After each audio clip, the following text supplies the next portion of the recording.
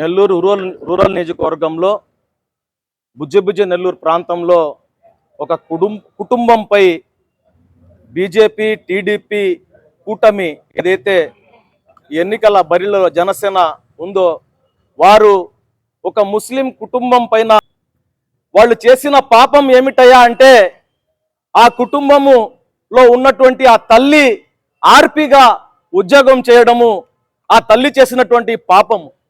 ఈరోజు మేము అడుగుతా ఉన్నాం, ఒక ముస్లిం కుటుంబం పైన ఇలాంటి దారుణం చేయడం ఎంతవరకు కరెక్ట్ అని చెప్పి ఒక ముస్లిం కుటుంబము ఆదాల ప్రభాకర్ రెడ్డి గారికి మీకు ఎన్నికలు చేస్తామని చెప్పి ఆయనకు తోడుగా ఉండడం వాళ్ళు చేసిన పాపమా అని చెప్పి ఈరోజు మేము అడుగుతా ఉన్నాము. ఎందుకంటే రాజకీయాల్లో ఎత్తులు పై ఎత్తులు ఉంటాయి.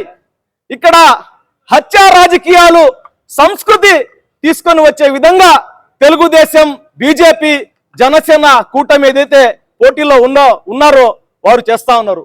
కాబట్టి ఈ తెలుగుదేశం బీజేపీ జనసేన పార్టీ ఏదైతే పోటీ చేస్తా ఉన్నారో నెల్లూరు రూరల్ నియోజకవర్గంలో ఆ నాయకులకి ఈ యొక్క వాళ్ళ అయితే కార్యకర్తలు దాడులకు పాల్పడే కార్యకర్తలు ఎవరైతే ఉన్నారో వారందరికీ మేము కోరేది ఒక్కటే, మీరు రాజకీయాలు చేయండి, పాపాలు చేయవద్దు.